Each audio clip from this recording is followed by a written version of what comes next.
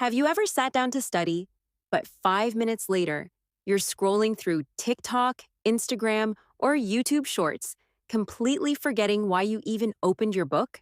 What if I told you that you could train your brain to crave studying the same way it craves social media?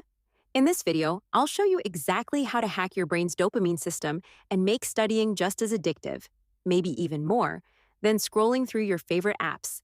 First, we need to understand why social media pulls us in so easily.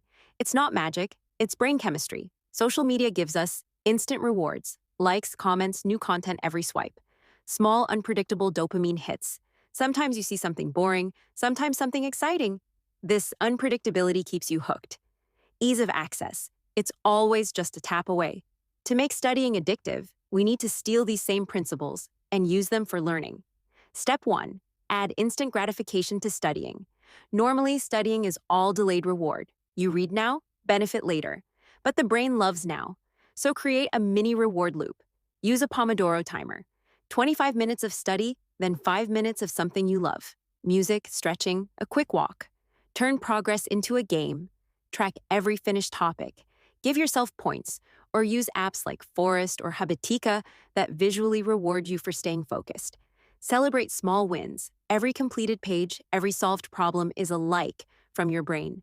This tricks your brain into associating studying with frequent, predictable rewards, the same way it associates likes and views with social media. Social media is addictive because you never know what's coming next. Maybe boring, maybe exciting. We can mimic that with studying by mixing it up. Change study locations. New scenery keeps things fresh. Use different methods. Videos, flashcards, practice questions, teaching a friend. Shuffle topics. Don't just read one subject for hours. Switch between them so your brain keeps feeling novelty. The unpredictability keeps the brain engaged, just like refreshing a feed. Another thing that makes social media addictive is the social factor. We want to connect, compete, or show progress. Bring this into studying. Join or create study groups, even virtual. Post your progress on social platforms or accountability servers. Compete with friends. Who can finish a set of practice questions first? When studying becomes part of your social world, it no longer feels like a lonely chore. Part of why social media wins is zero friction. One tap, and you're in. Studying often requires searching for notes, setting up a desk, opening a laptop. By then, you're distracted.